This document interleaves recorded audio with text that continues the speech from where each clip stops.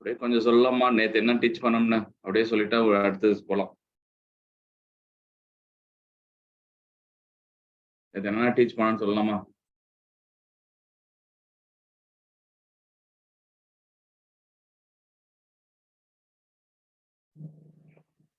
மின்னழுத்த ஆற்றல் பார்த்தோம் சார்.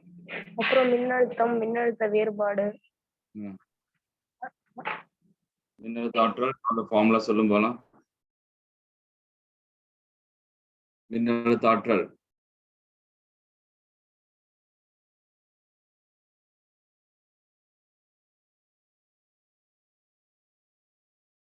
ஃபார்முலா சொல்லும்பா.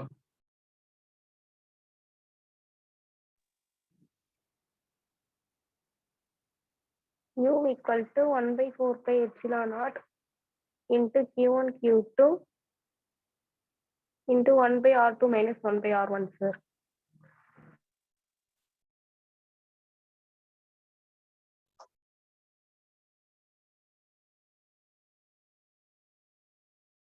மின்னழுத்த ஆற்றல்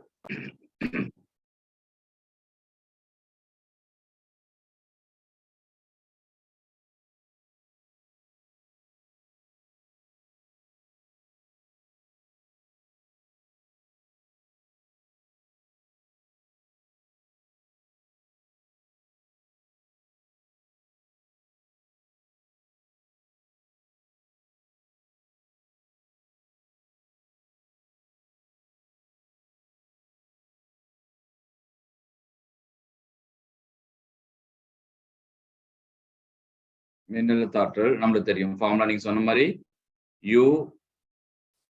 U is equal to என்ன ஃபார்முலா 1/4 pi epsilon naught சொல்லுங்கப்பா. Q1 Q2 Q2 into 1/R2 minus good super 1/R2 minus 1/R1 அப்படின்னு நம்ம சொன்னோம். அதான் வந்து R இன்ஃபினிட்ல இருக்கும் பொழுது பொட்டன்ஷியல் எனர்ஜி என்ன சொல்லியிருக்கோம்? 0ன்னு சொல்லியிருக்கோம்.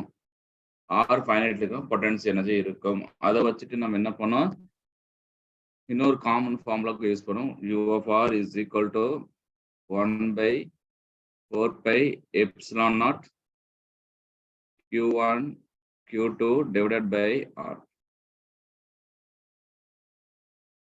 ஓகேவா? இதான் நம்ம பார்த்தோம்.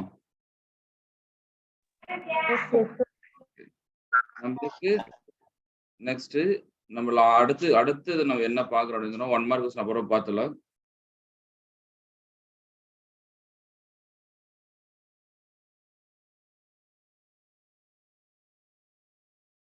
சிஸ்டம் ஆஃப் சார்ஜஸ் பார்த்தோமா? அமைப்பு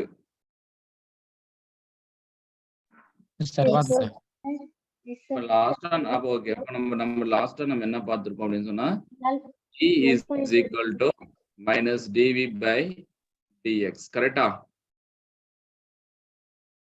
ஓகே. Next equipotential surface.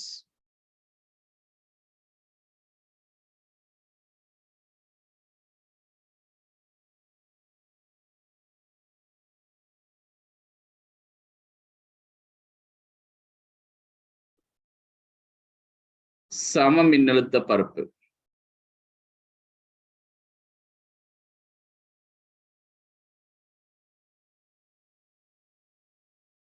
சம மின்னழுத்த பரப்பு கொஞ்சம் படிக்கும் பொழுது இந்த டாபிக்ல கொஞ்சம் கான்சன்ட்ரேட் பண்ணி படிங்க. நீங்க படிக்கும் பொழுது கொஞ்சம் இந்த டாபிக்ல கொஞ்சம் கான்சன்ட்ரேட் பண்ணி படிச்சீங்கன்னா இது கன்ஃபார்மா இதுல ஒரு 1 மார்க் கொஸ்டின். ஈக்விபொட்டன்ஷியல் சர்ஃபேஸ் அப்படின்னா என்னப்பா? எங்கேயாவது கேள்விப்பட்டிருக்கீங்களா?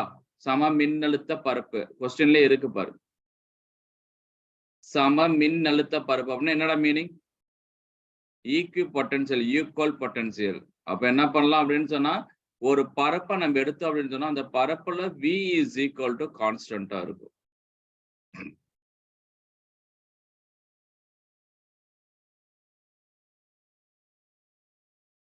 ஓகேவா? அப்போ ஒரு பரப்பு நான் எடுக்கிறேன் அப்படின்னு சொன்னா அந்த பரப்புல கண்டிப்பா எப்படி இருக்கணும்? V is equal to கான்ஸ்டன்டா இருக்கும்.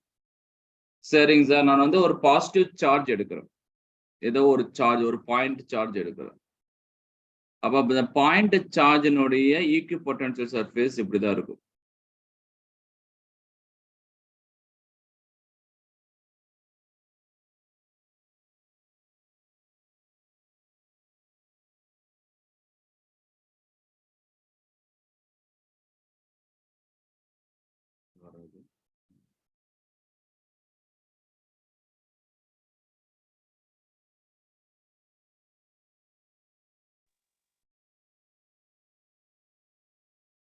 Okay. இதுதான் ஈக்விபொட்டன்ஷியல் சர்ஃபேஸ். அப்ப இதை சுத்தி கண்டிப்பா ஒரு ஈக்விபொட்டன்ஷியல் சர்ஃபேஸ் இருக்கும். இதுதான் சர்ஃபேஸ். அப்ப இந்த இடத்துல பொட்டன்ஷியல் இந்த ஏரியாக்குள்ள ஒரு பொட்டன்ஷியல் கான்ஸ்டன்ட், அதாவது வந்து நம்மளுடைய பொட்டன்ஷியல் கான்ஸ்டன்டா இருக்கும். மின்னழுத்தம் எப்படி இருக்கும்? சமமாக இருக்கும். Okay sir. இந்த ஈக்விபொட்டன்ஷியல் சர்ஃபேஸ்ல இருந்து எப்பயுமே எலக்ட்ரிக் ஃபீல்ட் எப்படி இருக்கும் அப்படின்னு சொன்னா செங்குத்தாக மட்டுமே இருக்கும். இது ஒரு 1 மார்க் கொஸ்டின். அப்ப இந்த சமமின்னழுத்த பரப்புல மின்னழுத்தம் மின்புலம் எப்படி இருக்கும் அப்படின்னு சொன்னா கண்டிப்பா செங்குத்தாக மட்டுமே இருக்கும். It always perpendicular to the surface. அப்ப இது ஒரு 1 மார்க் கொஸ்டின்.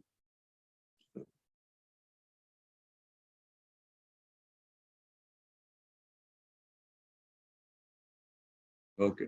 அப்ப இந்த சமமின்னழுத்த பரப்புல 2 புள்ளிக்கு இல்ல வேறுபாடு வந்து எப்படி இருக்கணும்? கண்டிப்பா VB minus VA is equal to நம்மளுக்கு எப்பயுமே எப்படி இருக்கணும்னு சொன்னா கான்ஸ்டன்டா இருக்கணும். இது ஒரு கான்செப்ட். சரிங்க சார். அப்ப இந்த சமமின்னழுத்த பரப்பில் எப்படி சார் வேலை எப்படி சார் இருக்கும்? Work done is equal to 0.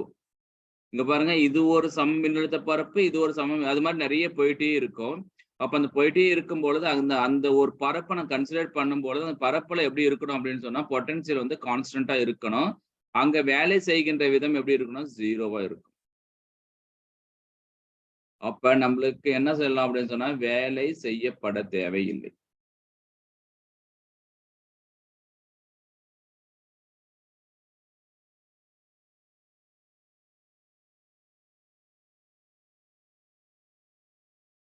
அப்ப இந்த பரப்பின் வழியாக ஒரு சார்ஜ் Q1 என்ற சார்ஜ் ஒரு இடத்துல இருந்து இன்னொரு இடத்துக்கு இடப்பெயர்வு ஏற்படுத்த வேலை செய்ய வேண்டாம். அப்ப work done is equal to 0. Okay. Next அடுத்த concept, electric field is always perpendicular to the potential surface. நம்ம மின்புலம் இதுதான் ரொம்ப கான்செப்ட். மின்புலம் எப்போதும் எப்பயுமே ஆல்வேஸ் எப்போதும் மின்னியல் பரப்பிற்கு, அதாவது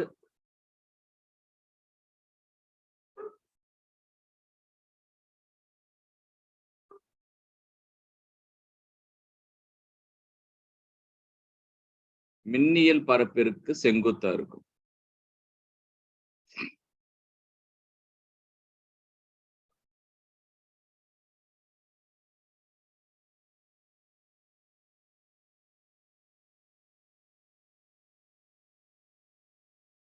செங்குத்தாக இருக்கும். அவ்வளவுதான்.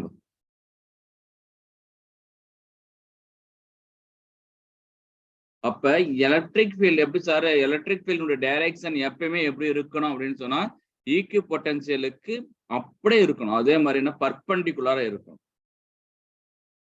இங்கேயும் அது மாதிரி பார்த்தோன்னா ஈக்விபொட்டன்ஷியல் சர்ஃபேஸ் ஒன்றை ஒன்று வெட்டி கொள்ளாது. அதாவது சம மின்னழுத்த பரப்பு வந்து ஒன்றை ஒன்று வெட்டி கொள்ளாது. இது ஒரு 1 மார்க் கொஸ்டின். அடுத்தது பாத்தீங்க அப்படின்னு சொன்னா 2 சம மின்னழுத்த பரப்புகள் ஒன்றுடன் ஒன்று வெட்டி கொள்ளாது.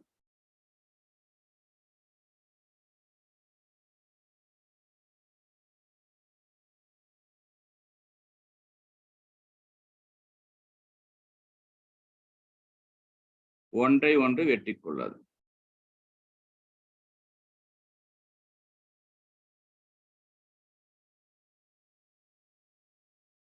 இவ்வளவு நம்ம கான்செப்ட். வெட்டி கொள்ளாது.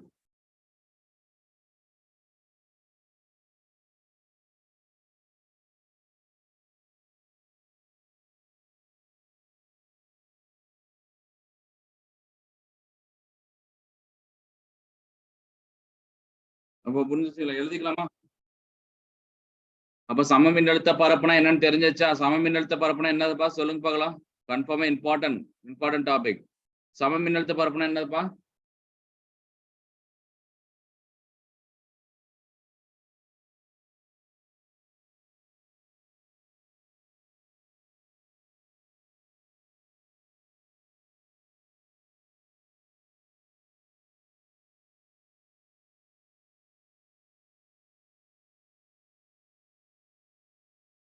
இருக்கீங்களாப்பா?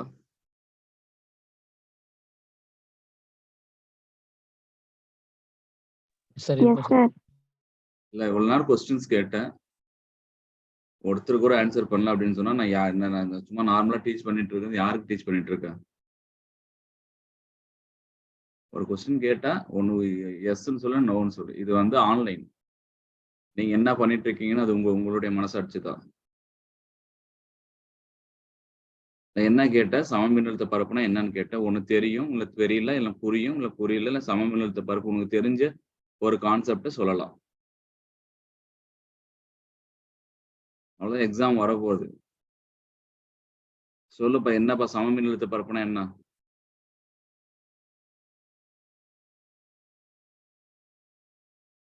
ஒரு சர்ஃபேஸ்ல அதோட பொட்டன்ஷியல் எல்லாம் கான்ஸ்டன்டா இருந்தா சம மின்னழுத்த பரப்பு சார். அதுல என்ன நடக்கும்? வேற எதுவும் செய்யப்பட தேவையில்ல சார் அதுக்கு. அப்புறம் இன்டர்செப்ட் ஆகாது சார் ரெண்டும். ஓகே, இன்டர்செப்ட் ஆகாது. Okay, good.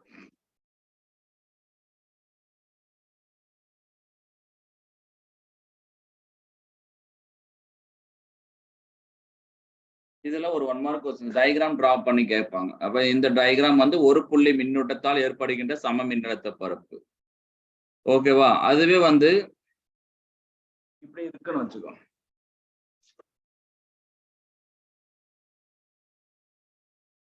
எலக்ட்ரிக் ஃபீல்ட் இந்த டைரக்ஷன்ல போயிட்டு இருக்குன்னு வச்சுக்கோ.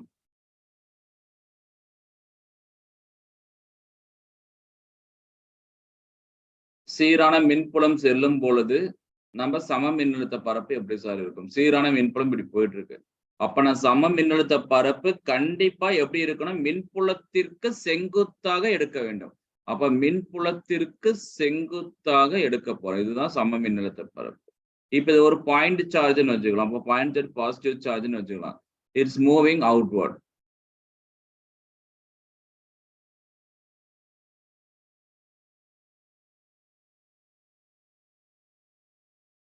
அப்ப இதுக்கு சம மின்னழுத்த பரப்பு எப்படி எடுக்கணும் அப்படின்னு சொன்னா இதுக்கு செங்குத்தாக எடுக்கணும்.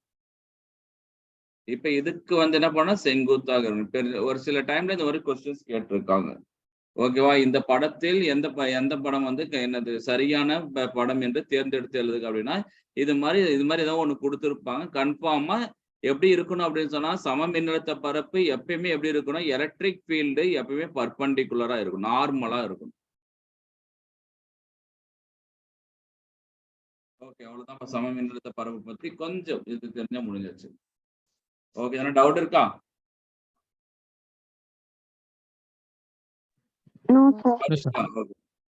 அடுத்தது பாத்தீங்க அப்படின்னு சொன்னா சில இதை மட்டும் எடுத்துக்கணும்.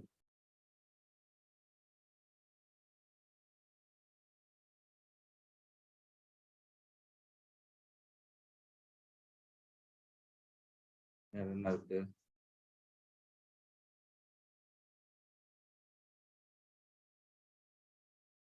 ஒரு சின்ன ஒரு டயக்ராம் மட்டும் கேட்க மாட்டாங்க, இருந்தாலும் ஒரு சின்ன ஒரு ஞாபகம் வச்சுக்கணும்.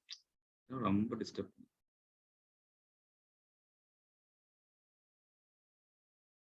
சம மின்னழுத்த பரப்பு ஒரு புள்ளி மின்னூட்டமா இருந்துச்சுன்னா பாயிண்ட் சார்ஜ் இருந்தா நல்லா பாத்துங்க. பாயிண்ட் சார்ஜ் இருந்துச்சுன்னா பாயிண்ட் சார்ஜ் இருந்தா சம ஃபார்முலா என்னது?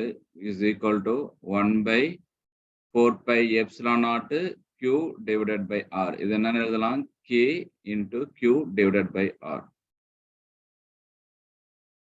ஓகே, எழுதிக்கலாமா? அடுத்தது சார் இப்படி இருக்கு சார், ரிங்ல இருக்கு சார்.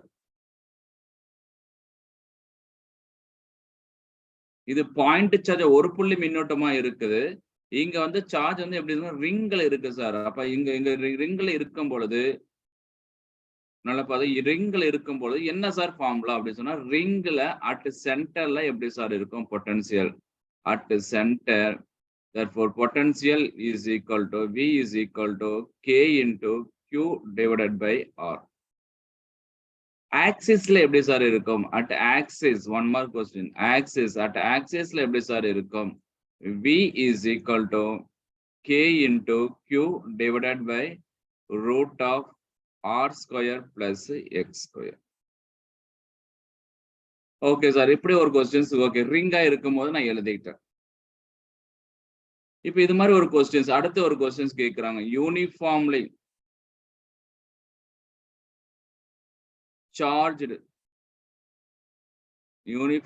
சார்ஜ்டு சாலிட் நான் கண்டக்டிங் ஸ்பியரா இருக்கு. கண்டக்டிங் இல்ல நான் கண்டக்டிங். அப்ப மின்காப்பு பொருள் நான் கண்டக்டிங் ஸ்பியர்.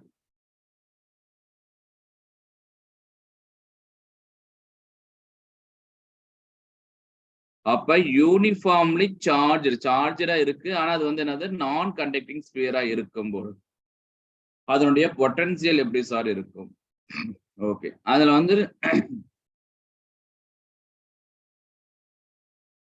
ஓகே அதனுடைய ஃபார்முலாஸ் மட்டும் சிம்பிளா நான் மட்டும் எழுதிடுறேன். V is equal to KQ into 3R square minus R square divided by 2 into R cube. இதை நான் எப்படின்றத நான் வந்து கொஸ்டின்ஸ் நியூமரிக்கல் சால்வ் பண்ணும்போது நம்மளுக்கு தெரிஞ்சிடும். நெக்ஸ்ட் அவ்வளவுதான் போதும்பா. ஓகே ஓகே இது மாதிரி ஒரு கொஸ்டின்ஸ் கேட்கலாம். இன்ஃபினிட்லி ஈடலாம் தொலைவில் உள்ள infinite line charge.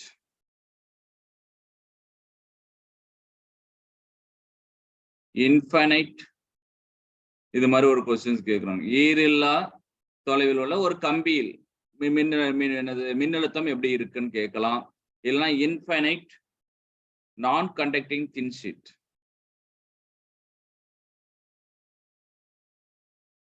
நான் கண்டக்டிங் தின் ஷீட்.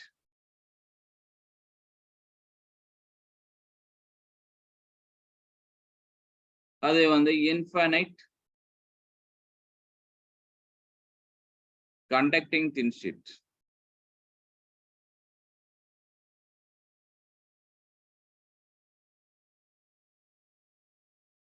Conducting thin sheet. இது எல்லாத்துக்கும் ஒரே ஒரு ஆன்சர். இது மாதிரி கொஸ்டின்ஸ் கண்டிப்பா கேட்பாங்க. இதுவும் அது இது இன்ஃபைனைட் லைன் சார்ஜ் நான் கண்டக்டிங் தின் ஷீட். கண்டக்டிங் தின் ஷீட்ல இருக்கக்கூடிய மின்னழுத்தம் எப்படி இருக்கும் நம்மளால என்ன பண்ண முடியாது உணர முடியாது. அப்போ potential is not defined.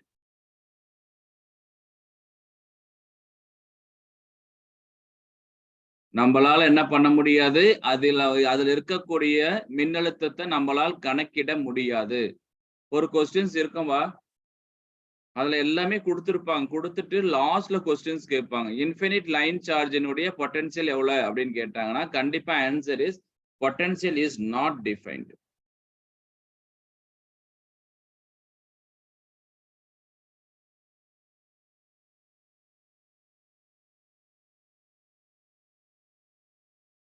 Okay எவ்வளவுதான்பா கான்செப்ட். பாருங்க பொட்டன்சியல் பத்தி சொல்லிட்டு ஈக்வி பொட்டன்சியல் சர்ஃபேஸ் பத்தி சொல்லிட்டோம். அடுத்து நம்ம ஒரு நியூமரிக்கல் சால்வ் பண்ணணும். வேகமா முடிச்சிடலாம் இன்னைக்கு. இப்போ ஒரு கொஸ்டின்ஸ் கேட்கணும். A charge of 10 microcoulomb is given to the hollow metallic sphere of radius 0.1 meter. Find the potential at outer surface and the center of the sphere. அப்ப என்ன கேக்குறாங்க அப்படின்னு சொன்னா +10 மைக்ரோகூலும் என்ற மின்னூட்டத்தை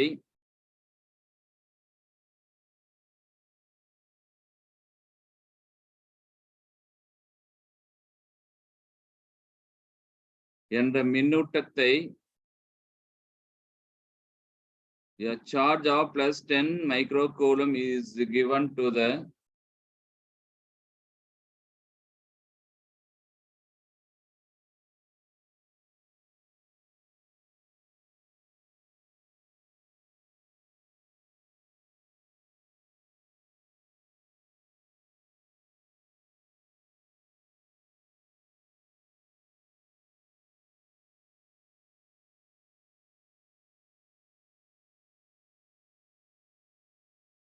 given to the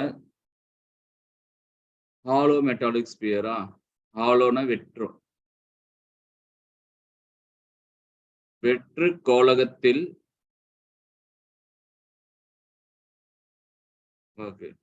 மின்னூட்டத்தை அப்படிங்க எழுதிங்க. 0.1 மீட்டர் ஆரம் கொண்ட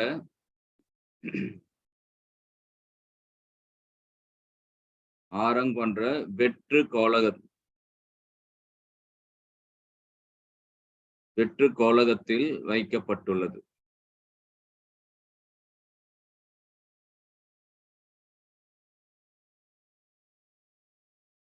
வெற்று கோளகத்தில் வைக்கப்பட்டுள்ளது. ஓகே, அடுத்தது questions. Find the potential at. Okay, எனவே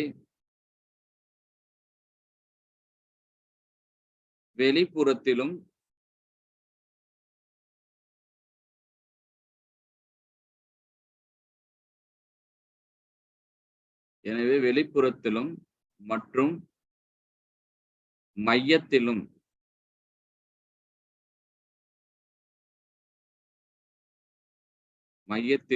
உள்ள மின்னழுத்தம்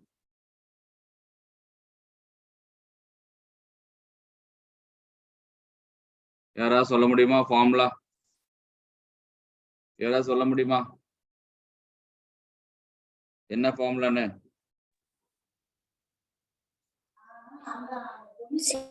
at சென்டர்ல வந்து v is equal to kq by r sir. Okay, at சென்டர்லயா? வெளிப்புறத்துல தான் வரும், சென்டர்ல வராது. அப்ப வெளிப்புறத்துல கரெக்ட். நீங்க சொன்ன பாயிண்ட் ஃபர்ஸ்ட் ஒன் பொட்டன்ஷியல். அப்ப v is equal to 1/4 pi epsilon naught q divided by r. கரெக்டா? இங்க நம்மளுக்கு q கொடுத்திருக்காங்க. q is equal to plus 10 micro coulomb. மைக்ரோனா 10 to the power of minus. அப்ப 10 into 10 to the power of minus 6 coulomb. இது என்ன பண்ணலாம் அப்படின்னு சொன்னா 10 to the power of minus 5 coulomb எழுதிக்கலாமா? ஆரும் கொடுத்துட்டாங்க. ஆர் எவ்வளவு கொடுத்துருக்காங்கன்னா 0.1 மீட்டர் கொடுத்துருக்காங்க. அப்ப v கால்குலேட் பண்ணீங்க அப்படின்னு சொன்னா v 9 into 10 to the power of 9 into q எவ்வளவு இருக்கு 10 to the power of minus 5 divided by r எவ்வளவு இருக்கு 0.1. கரெக்ட் தானே? இதை நம்ம என்ன பண்ணலாம் அப்படின்னு சொன்னா 9 into 10 to the power of 9 into 10 to the power of minus 5. இது -1 ஆயிடும். மேல வந்துச்சுன்னா 10 to the power of plus 1. எவ்வளவு மாதிரி answer? v is equal to 9 into எவ்வளவு வரும் பாருங்க. ஆன்சர் எவ்வளவு வரும்? 10 to the power of 5. 10 to the power of 5 volt. அப்ப நம்மளுக்கு சர்ஃபேஸ்ல 10 to the power of 5 volt. நான் தான் ஏற்கனவே சொல்லியிருக்கேன், எக்ஸஸ் ஆஃப் சார்ஜஸ் எங்க இருக்கும்னா சர்ஃபேஸ்ல இருக்கும். செகண்ட் ஒன்னு மையத்தில் உள்ள மின்னழுத்தம்.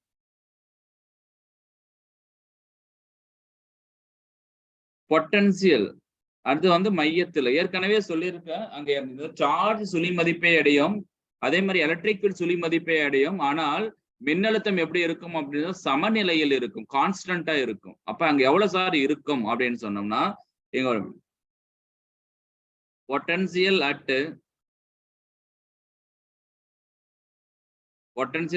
center of the sphere.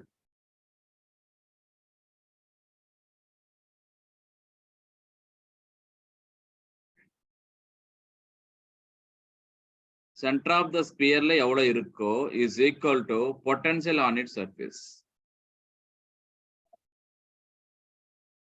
Potential on its surface. அப்ப சர்ஃபேஸ்ல எவ்வளவு இருக்கோ அதே தான் சென்டர்லயும் இருக்கும். அப்ப அட் சென்டர் அப்ப v is equal to எவ்வளவு இருக்கும் அப்படின்னு சொன்னா 9 into 10 to the power of 5 volt. புரிஞ்சுதாப்பா?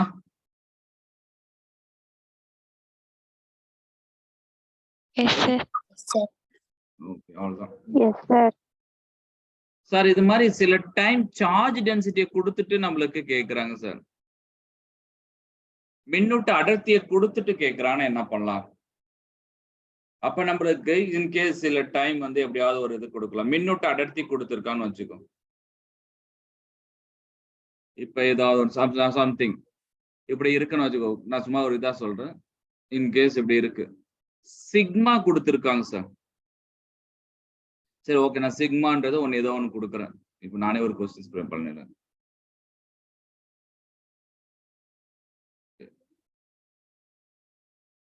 பத்து சென்டிமீட்டர் ஆரம் கொண்ட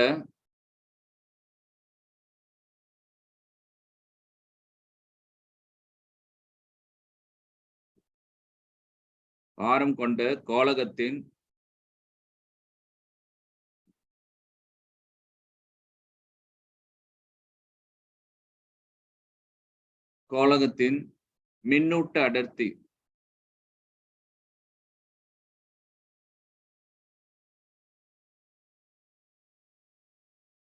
கோளகத்தின் மின்னூட்ட அடர்த்தி 8.85 into 10 to the power of -8 coulomb per meter square. எனவே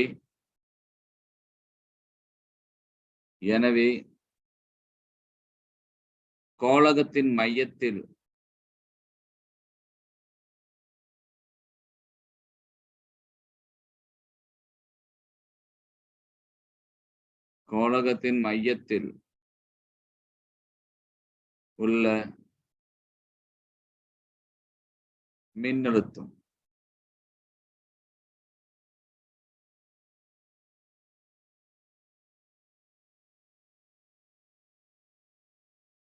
ஓகே சார், இப்படி கேக்குறாங்க சார். இப்ப கொஸ்டின்ல நம்ம எடுத்துப்போம். என்னென்ன கொடுத்திருக்காங்கப்பா? ரேடியஸ் கொடுத்திருக்காங்க சார். சார் ரேடியஸ் கொடுத்திருக்காங்க. சூப்பர். எவ்வளவு கொடுத்திருக்காங்க ரேடியஸ்? 10 சென்டிமீட்டர் கொடுத்திருக்காங்களா? 10 into -2 மீட்டர். ஓகே, கொடுத்திருக்காங்களா? அடுத்து என்ன கொடுத்திருக்காங்க? கோளகத்தின் மின்னூட்ட அடர்த்தி சார். மின்னூட்ட அடர்த்தி கொடுத்திருக்காங்க. அப்ப sigma is equal to 8.85 into 10 to the power of -8 coulomb per metre square கொடுத்திருக்காங்க. என்ன கால்குலேட் பண்ண சொல்லிருக்காங்க? கோளகத்தின் மையத்தில் உள்ள மின்னழுத்தம். அப்ப மையத்துல கண்டிப்பா மின்னழுத்தம் இருக்கும். ஆனா அந்த மின்னழுத்தம் எப்படி இருக்கும்? சமமா இருக்கும், கான்ஸ்டன்டா இருக்கும். அப்ப அந்த அது மாதிரி மின்னழுத்த கால்குலேட் நம்மளுக்கு தெரிஞ்ச ஒரே ஒரு formula V is equal to, நம்மளுக்கு என்ன ஃபார்முலா தெரியும்? 1/4πε0 Q divided by R மட்டும் தெரியும். சார் இது மாதிரி இருக்கும் பொழுது ஏதாவது வந்து கோளத்தின் அடர்த்தி கொடுத்தானா என்ன சார் ஃபார்முலா யூஸ் பண்ணலாம் அப்படின்னு? V is equal to sigma by epsilon naught into R. புரிஞ்சுதுங்களா? Sigma by epsilon naught into R. அவ்வளவுதான், முடிஞ்சிச்சு. அப்ப V is equal to sigma எவ்வளவு இருக்கு? 8.85 into 10 to the power of -8 இருக்கு. எப்சிலானுடைய மதிப்பு உனக்கு தெரியும் இல்லையா? 8.85 into 10 to the power of -2 இருக்கு. R எவ்வளவு இருக்கு? 10 சென்டிமீட்டர் இருக்கு. அப்ப 10 into 10 to the power of -2. இதுவும் கேன்சல் ஆயிடும். சொல்லுங்க போலாம். is equal to 10 to the power of -1 into 10 to the power of -8 into 10 to the power of +12. எவ்வளவு போறது ஆன்சர் சொல்லுங்க? 10 to the power of 3 sir. அப்ப is equal to 10 to the power of 3 volt. Therefore potential is equal to 1000 volt. எழுதிக்கலாமாப்பா? ரெண்டு விதத்துல இருக்கு sir. இங்க வந்து இப்படி கொடுத்திருக்காங்க, இங்க வந்து அடர்த்தி கொடுத்திருக்காங்க. அடர்த்திக்கு தகுந்த மாதிரி ஒரு ஃபார்முலா எடுத்துக்கலாம்.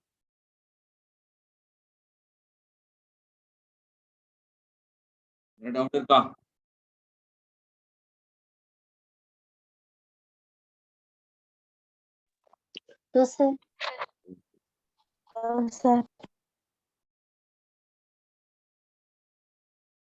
அடுத்தது மின் இருமுனையால் ஏற்படுகின்ற மின்னழுத்தம்.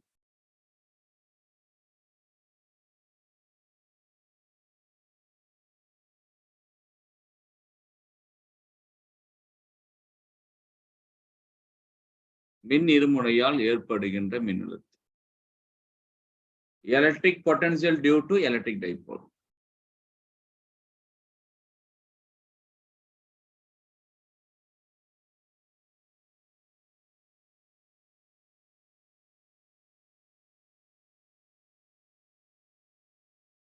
ஓகே.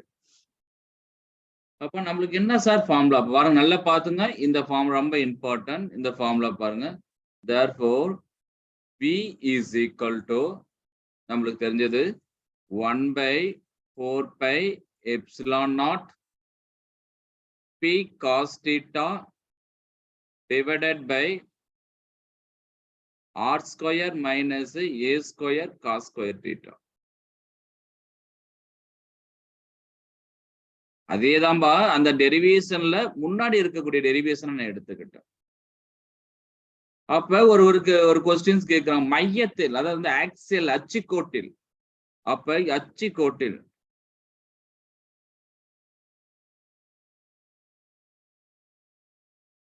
ஆக்சியல் லைன்ல எப்படி என்ன பொட்டன்சியல் இருக்கும் சார்? ஆக்சியல் லைன்ல பொட்டன்சியல் எப்படி இருக்கும் அப்படின்னு சொன்னா நான் எடுத்திருக்கேன். ஆக்சியல் லைன்ல θ is equal to 0 degree.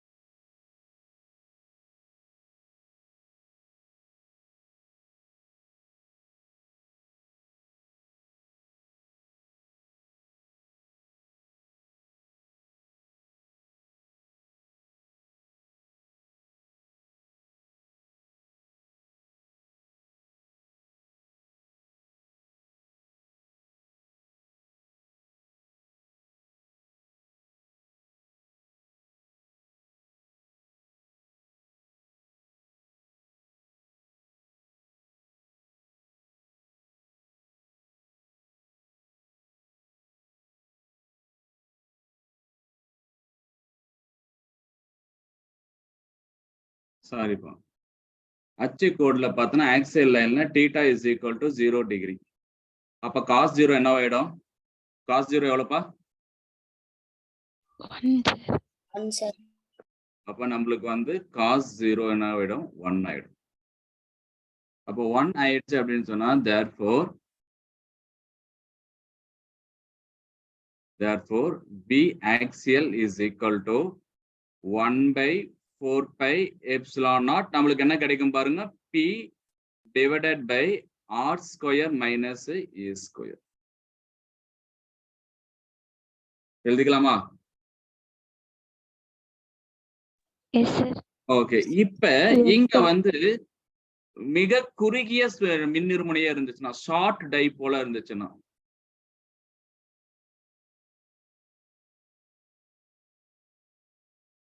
ஓகேவா? ஷார்ட் டைபோலா இருந்துச்சுன்னா அப்படின்னா எப்படி இருக்கும் அப்படின்னு சொன்னா r is very greater than a. r is very great. அப்ப இந்த இடத்துல ஷார்ட் டைபோலா இருந்துச்சு அப்படின்னு சொன்னா அதனுடைய தொலைவு, அந்த ஷார்ட் டைபோல்னா மிக குறுகிய மின்னிருமுனையா இருக்கும், ரொம்ப சின்ன மின்னிருமுனையா இருக்கும். அப்ப சின்ன மின்னிருமுனை அப்படின்னு சொன்னா 2a ரொம்ப கம்மியா இருக்கும். அப்ப நம்ம கன்சிடர் பண்ற பாயிண்ட் வந்து அதிகமா இருக்கும். அப்ப r is greater than a-வா இருக்கும்.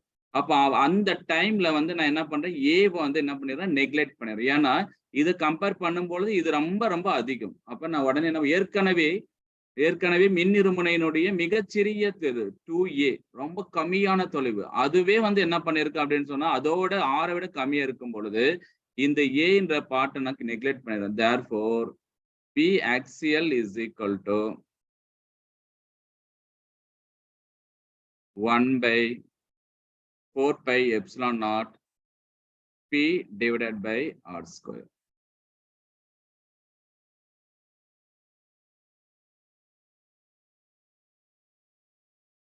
எழுதிக்கலாமா?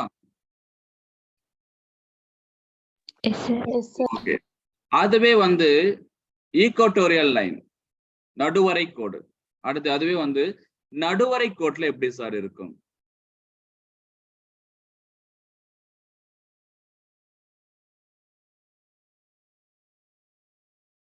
Equatorial line.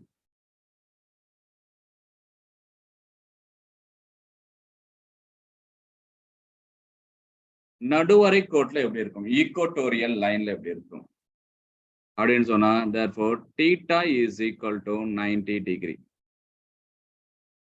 அப்ப theta is equal to 90 degreeனா cos 90 என்னவா இருக்கும்பா?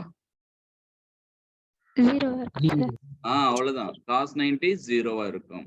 அப்ப potential due to E equatorial is equal to 0.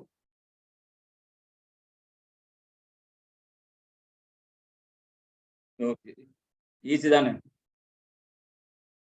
Yes, sir. எழுதிக்கலாமா? ஓகே, அடுத்த கான்செப்ட்.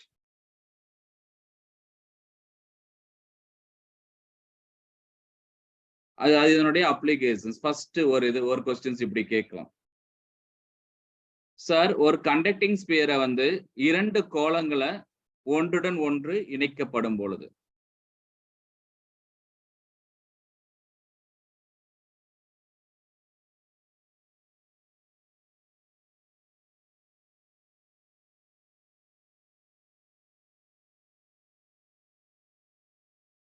ஒன்றுடன் ஒன்று இணைக்கப்படும் பொழுது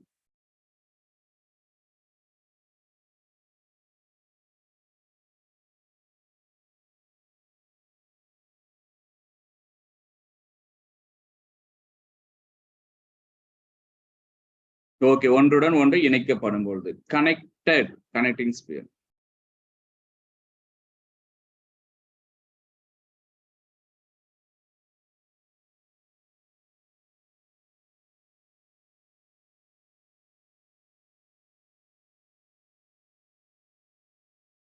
கனெக்டட் கண்டக்டிங் ஸ்பியர் ரெண்டுமே எப்படி இருக்கு? ரெண்டு கனெக்ட் பண்ணும் பொழுது. ஓகே, இப்ப எப்படி சார் இருக்கு அப்படின்னு சொன்னா, ஒரு சின்ன ஒரு கோலகம், நல்லா பாத்துங்க, ஒரு கோலகம் எடுத்திருக்கு.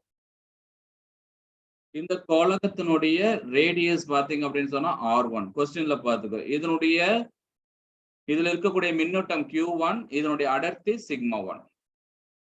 அடுத்து இன்னொரு கோலகத்தை எடுத்திருக்கோம், அதனுடைய கோலகம். இப்ப இதனுடைய கோலகத்தினுடைய ஆரம் பாத்தீங்கன்னா R2, இதனுடைய சார்ஜ் Q2, இதனுடைய இது வந்து அடர்த்தி பார்த்தீங்கன்னா σ2. இப்ப இது ரெண்டுத்தையும் நான் என்ன பண்றேன் அப்படின்னு சொன்னா கனெக்ட் பண்ண போறேன். பாருங்க, கனெக்ட் பண்ணிட்டேன். ஒரு ஒயரை வச்சு ரெண்டுத்தையும் கனெக்ட் பண்ணிட்டேன். இங்க என்ன சார் நடக்கும்? அப்ப கண்டிப்பா இங்க இருக்கக்கூடிய பொட்டன்ஷியல் எப்படி இருக்கும் அப்படின்னு சொன்னா, சமநிலை அடைவதற்கு ஏதாவது ஒரு வேலை செய்யும். அப்ப V1 is equal to V21 நடக்கும். கனெக்ட் பண்ணதுமே அப்ப வந்து பாத்தீங்கன்னா சமநிலை அடைவதற்கு ஏதாவது ஒரு வேலை செய்யும். அப்ப பாத்தீங்கன்னா V1 is equal to V2 இருக்கும். அப்ப V1 எவ்வளவு சார் அப்படின்னு சொன்னா, V1 is equal to 1/4 pi epsilon naught Q1 divided by R1. V2 is equal to 1/4 pi epsilon naught Q2 divided by R2. இப்ப இந்த ரெண்டத்தையும் நான் ஈக்குவேட் பண்ணும்போது நல்லா பார்த்தீங்கன்னா ரெண்டத்தையும் நான் ஈக்குவேட் பண்ண போறேன். அப்ப ஈக்குவேட் பண்றேன்னா என்ன பண்ணலாம்? 1/4 pi epsilon naught Q1 divided by R1 is equal to 1/4 pi epsilon naught Q2 divided by R2. 1/4 pi epsilon என்ன ஆயிடும்? கேன்சல் ஆயிடும். அப்ப நம்மளுக்கு கேன்சல் ஆயிடுச்சு அப்படின்னு சொன்னா நம்மளுக்கு என்ன கிடைக்கும்? Q1 divided by R1 is equal to Q2 divided by R2 கிடைக்கும். கரெக்டா? Yes, sir. Yes, sir. அப்ப நம்மளுக்கு ஒரு ஃபார்முலா கிடைச்சிச்சு. அப்ப எவ்வளவு சார் சார்ஜஸ் இருக்கு அப்படின்னு நம்ம சொன்னோம்னா, therefore Q1 divided by Q2 is equal to R1 divided by R2.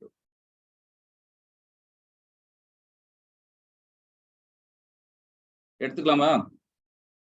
சரிங்க சார். இப்ப இப்ப Q1க்கும் Q2க்கும் எப்படி இருக்கு பாருங்க. அப்ப நம்மளுக்கு எடுத்துக்கலாம். அப்ப Q is directly proportional to R. அப்ப ரெண்டு சார்ஜையும் ரெண்டு சார்ஜையும் கனெக்ட் பண்ணும் பொழுது எனக்கு மின்னூட்டமும் அதனுடைய ஆரமும் எப்படி இருக்கும், நேர்த்தகவல் இருக்கும். அந்த ஆரம் இன்க்ரீஸ் ஆக மின்னூட்டமும் என்ன ஆயிடும், இன்க்ரீஸ் ஆயிடும். இந்த ஒரு கான்செப்ட் தெரிஞ்சிருச்சு. எனக்கு அடுத்தது அங்க அடர்த்தி இருக்கு பாருங்க, மின்னூட்ட அடர்த்தி.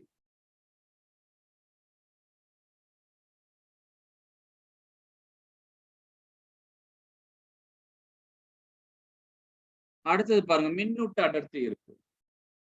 அப்ப ஃபர்ஸ்ட் இதுக்கு வந்து மின்னூட்ட அடர்த்தி சிக்மா 1 இஸ் ஈக்குவல் டு, நம்மளுக்கு தெரிஞ்சதுதான், sigma 1 is equal to, sigma is equal to நம்மளுக்கு என்ன பண்ணலாம், Q பை ஏன்னு இருக்கா, ஞாபகம் இருக்கா, கரெக்ட் தானே,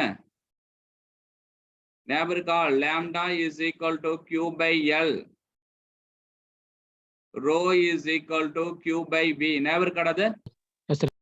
ஓகே, அப்ப சிக்மா 1 இஸ் ஈக்குவல் டு நம்மளுக்கு என்ன பண்றேன், Q1 divided by 4 pi R1, கோலகத்தினுடைய ஏரியா வந்து 4 பை R ஸ்கொயர். அப்ப 4 பை R1 ஸ்கொயர்.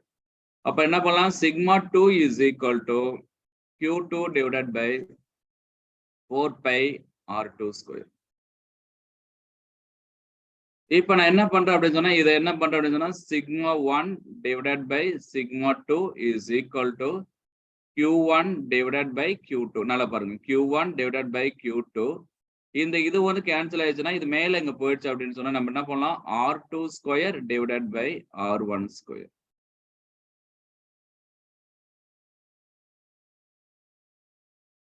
எழுதிக்கலாம் மேடம். அப்ப எழுதிக்கிட்டோம் அப்படின்னு சொன்னா இன்னும் கொஞ்சம் மாடிஃபை பண்ணா sigma 1 divided by sigma 2 is equal to Q1 divided by Q2 into R square. Q1 into R square. Okay. ஒரு நிமிஷம் இது முடிச்சிடுறேன். இது கொஞ்சம் எடுத்து.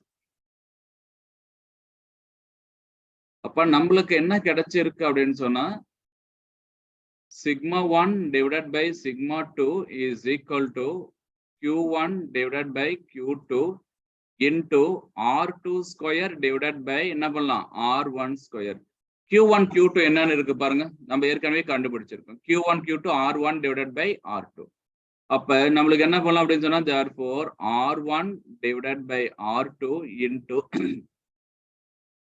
R2 square divided by R1 square. இதுவும் கேன்சல் ஆயிடும், இதுவும் என்ன ஆயிடும், கேன்சல் ஆயிடுச்சுன்னா therefore sigma 1 divided by sigma 2 is equal to R2 divided by R1.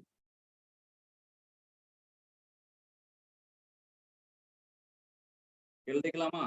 அப்ப நம்ம ரெண்டு பாருங்க, ரெண்டு ஒன்றுடன் ஒன்று இணைக்கப்படும் பொழுது எனக்கு ஒரு வயர்ல இணைக்கப்படும் பொழுது எனக்கு Q1 by Q2 is equal to R. பாருங்க, இதுல இருந்து ஒரு கொஸ்டின்ஸ் கேட்பாங்க. அடுத்த காம்பினேஷன் நம்மளுக்கு என்னன்னா sigma 1 by sigma 2 is equal to R2 divided by R1.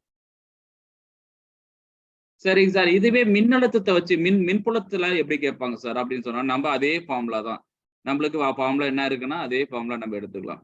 therefore E1 is equal to K into Q1 divided by R1 square பொறுப்புள்ளி. therefore E2 is equal to K into Q2 divided by R2 square. அப்ப நம்ம ரெண்டத்தையும் இது பண்ணும் பொழுது எனக்கு கிடைக்கும், therefore E1 divided by E2 is equal to Q1 divided by Q2. நல்லா பாருங்க, Q1 by Q2 into அதே மாதிரி கான்செப்ட் நம்மளுக்கு என்ன கிடைக்கும், R2 square divided by R1 square. எழுதிக்கலாமாடா? அப்ப Q1 by Q2 நம்மளுக்கு தெரியும் என்னது, R1 divided by R2. அப்ப பாத்தீங்கன்னா therefore E1 divided by E2 is equal to R1 divided by R2 into R2 square divided by R1 square. இதுவும் cancel ஆகி இதுவும் cancel ஆயிடுச்சுன்னா therefore E1 divided by E2 is equal to நம்மளுக்கு என்ன கிடைக்கும், R2 divided by R1.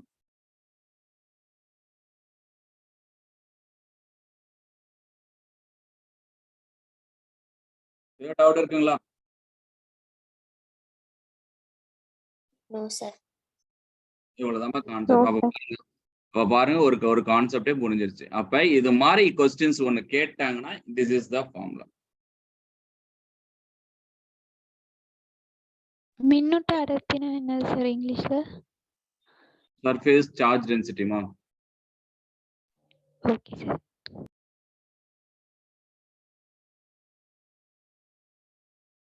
Okay, last முடிஞ்சிச்சு. ஒரு சின்ன கான்செப்ட் மட்டும் எடுத்துட்டுனா இந்த லெசன் முடிஞ்ச மாதிரி தான். இப்படி இருக்கு சார்.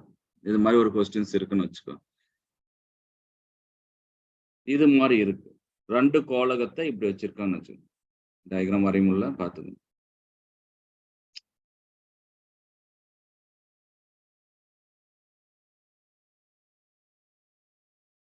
ஓகே, 2 கோலகம் இருக்கு. இதனுடையது R1, இதனுடையது என்னன்னா R2. பாயிண்ட் A, இது ஒரு பாயிண்ட் B, பாயிண்ட் C. இங்க சார்ஜஸ் என்ன இருக்கு அப்படின்னு சொன்னா Q1 இருக்கு. இங்க சார்ஜஸ் என்ன அப்படின்னு சொன்னா Q2 இருக்கு. ஓகே, ஒவ்வொரு கொஸ்டின்ஸா கேட்கிறாங்க. அட் பாயிண்ட் ஏல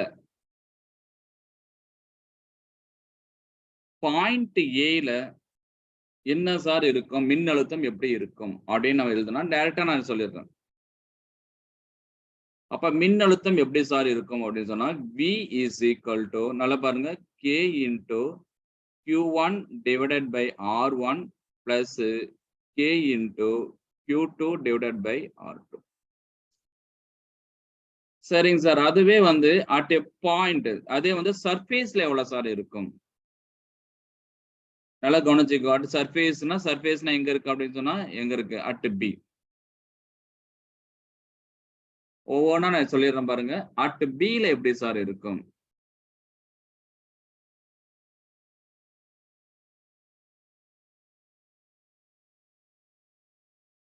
அப்ப V is equal to K into Q1 divided by R1 plus K into Q2 divided by R2. At B-லயும் அதே கான்செப்ட். அட் C-ல கேக்குறாங்க question. At a point C. அப்ப அட் எ பாயிண்ட் C-லயும் எப்படிதான் இருக்கும் அப்படின்னு சொன்னா V is equal to K into Q1 divided by R1 plus K into Q2 divided by R2. அப்ப இது மாதிரி 2 கோலகத்தின ஒன்றுடன் ஒன்று கோஆக்சியலா பொருத்தப்பட்டிருந்தால் அப்ப பொட்டன்சியல் உள்ளேயும் அதே தான், வெளியில சென்ட்ரலையும் அதே தான், அதே மாதிரி என்ன பண்ண வெளிப்புறத்திலையும் அதே ஃபார்முலா தான். எழுதிக்கலாமா? சார் ஓகே, சரிங்க சார். இப்ப இப்படி இருக்கு சார், அதே கான்செப்ட். இப்ப இதனுடைய சார்ஜ் டென்சிட்டி என்ன சார்? இதனுடைய மொத்த மின்னூட்டம் எவ்வளவு கால்குலேட் பண்ணலாம்? அப்ப பாத்தீங்க அப்படின்னு சொன்னா இன்கேஸ் வந்து நான் வந்து இப்படி இருக்கு, சிக்மா வச்சு நான் சொல்றேன். அப்ப therefore நான் டைரக்டா நான் கொடுக்குறேன் பாருங்க. நம்மளுக்கு சிக்மா, ஏன்னா ரெண்டுத்துக்குமே ஒரே சமமா தான் இருக்கும். அப்ப sigma is equal to Q1 divided by என்ன Q1 கொடுத்துருக்கேன், கேபிட்டல் Q1. ஓகே, capital Q1 divided by 4 by into என்ன கொஸ்டின்ஸ் R1 ஸ்கொயர். அதே மாதிரி சிக்மா 2 அப்படின்னு நான் எடுத்திருக்கேன். therefore நான் ஏற்கனவே சொல்ல சிக்மான்றது ரெண்டுமே காமன். அப்ப is equal to Q2 divided by 4 pi R2 square. இப்ப ரெண்டுத்தையும் நான் ஈக்குவேட் பண்ண அப்படின்னு சொன்னா எனக்கு கிடைக்கிறது Q1 divided by Q2 is equal to, நம்மளுக்கு என்ன கிடைக்கும் பாருங்க, Q1 divided by Q2 is equal to R1 square divided by R2 square.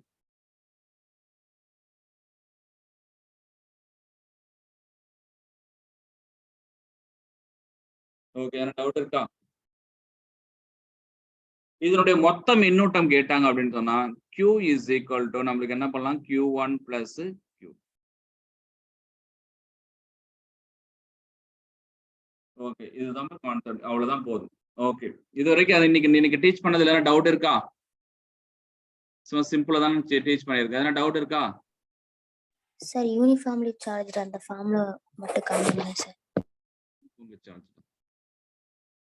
எதுமா? இதான் சார்.